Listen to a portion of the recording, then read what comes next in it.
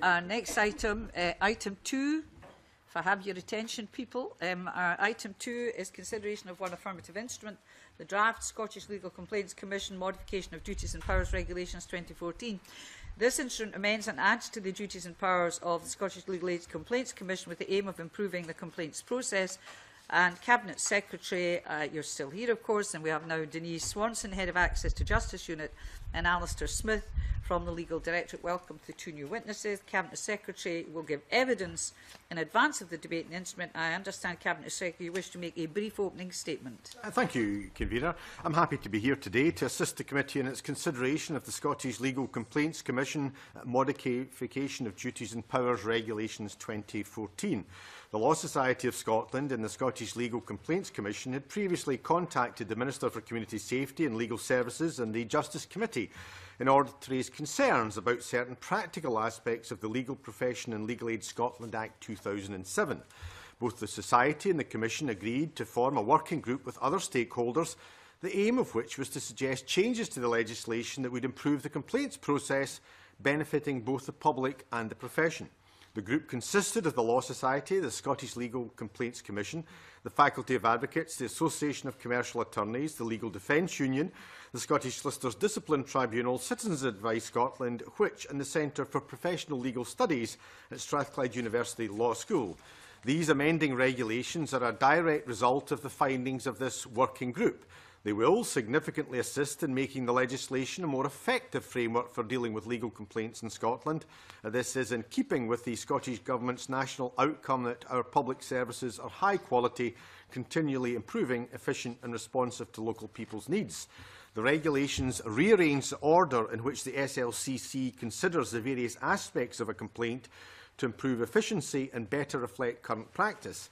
They give the LCC the power to discontinue and reinstate services complaints, and they give legal practitioners the right to complain about the handling of a complaint by a professional body.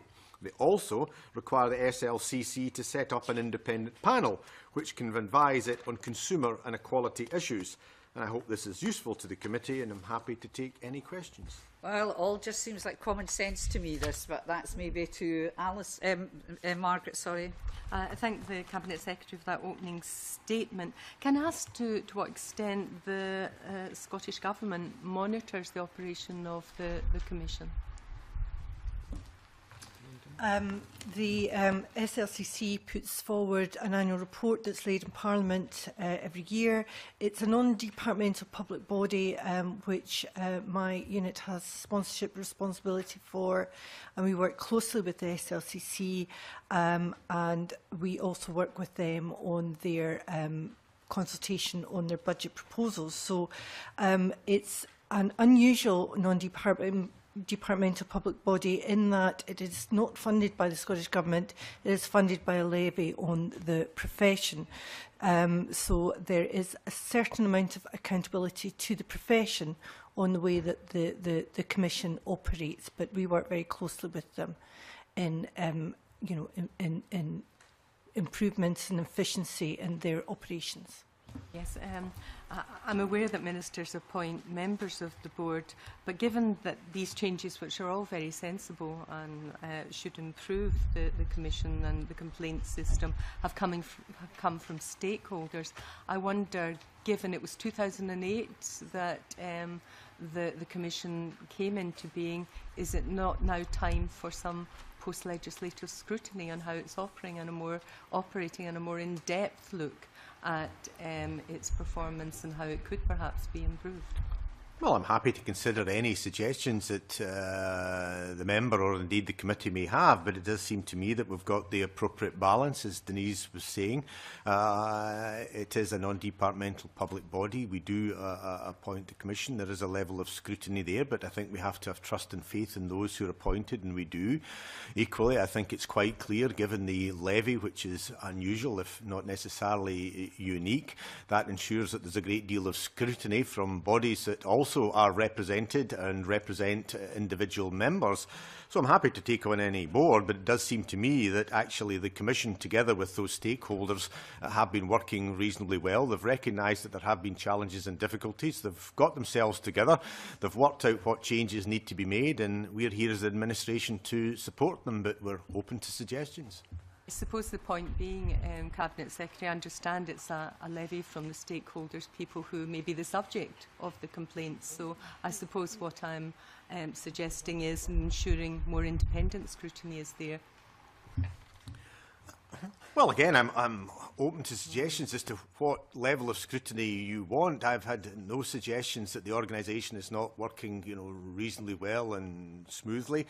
Clearly, as in any NDP, the government has oversight and responsibility, but it does seem to me that some tweaks and challenges have been met. They're being faced. They're discussing and engaging with the stakeholders, and clearly my colleague, my deputy and myself meet regularly, whether it's with the faculty or the Law Society of Scotland.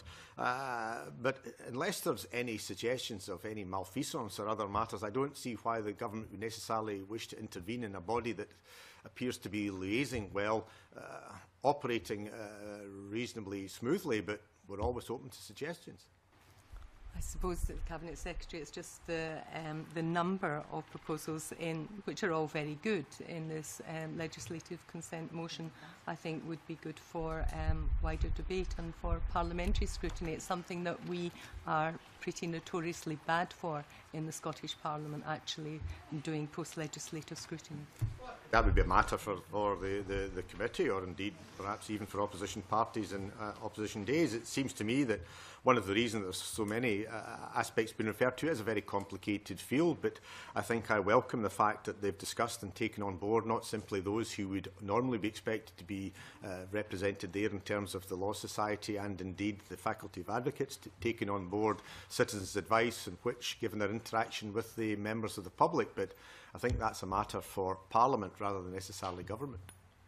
I don't want to give evidence, but can I say, am I not right? Historically, it was the Law Society that had an arm of it that used to deal with complaints, and I don't think that was satisfactory. And that now moving to the Scottish Law Complaints Commission. And would the Cabinet Secretary agree with me? Because I take the view that an independent advisory panel will be very important, because it will be doing that. It will be looking to see how it's operating. The basis of the establishment of the SLCC was public concern, transmitted across political parties, as you've correctly said, Convener, that these aspects could not and should not be dealt with by those professional bodies regulating themselves. But I don't know if Denise... Yes. It may be helpful to note that in the past 2 to 3 years, the SLCC has reported an improvement in the efficiency of its handling of complaints. There was a bit of a backlog. That has now been resolved. That it has been able to reduce the levy in this this budget, the budget proposals that were recently consulted upon, so that it is reporting on improvements in process and the times in which it is taking to process complaints. Enforcement of recommendations, that's working well? Yes, the number of cases taken to court in terms of enforcement is reducing. Yeah. Roddy. I just wanted to make a brief point, but perhaps I should just refer to my registered interest, member of the Faculty of Advocates. It seems to me that the putting on statute the independent advisory panel is a way forward, and I'm pleased to note that it's going to include representatives from consumer inequalities organisations. So that, I think, ought to make a substantial improvement in the way the Commission functions if it takes on board the comments of that panel. Yeah, can I say I welcome the flexibility that's built in. In fact, I'm quite surprised it's taken this while to get this flexibility. Because I said it looks like common sense to me, and it's taken a wee while. Ability to revisit eligibility questions, rearranging the order for consideration, the headings that are under it, powers to discontinue and reinstate service. It all seems to me something that, in terms of management of cases, was something that should have been there from the start. So I very much welcome it. But what I'd like to ask is, you sent consultation packs to a range of people. were they all happy with this? Or were there any of their consultative list, including particularly the consumer organisations, CAB and Which, and the OFT, were they content with these amendments being made to the existing practices? Yes, well, they were part of the group that that worked together on the proposals that were put forward, and the kind of remit of this group was to agree what elements of improvements could be delivered through practice change, which required primary legislation, which required subordinate legislation, and so the group was able to come to an agreement on that position. I think the one outstanding issue is on the matter of appeals having to go to the Court of Session, but that is something that would require primary legislative change, so it's been accepted by that group that position and that element of the process must remain as is at the moment. Alastair, but the rest of the proposed amendments have got across the yes. spectrum yes. agreement? Yes.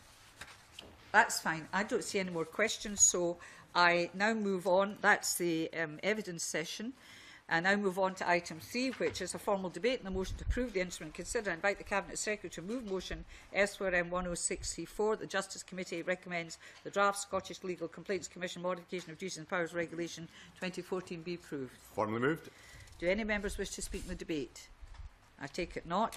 The question is that motion S4M 10634 be agreed to. Are we all agreed? Thank you very much. That's concluded, but as members are aware, we are required to report on all affirmative instruments. Are you content, therefore, to delegate authority to me to sign off this report? Yeah. Thank you very much. Right, that concludes that item. Thank you very much.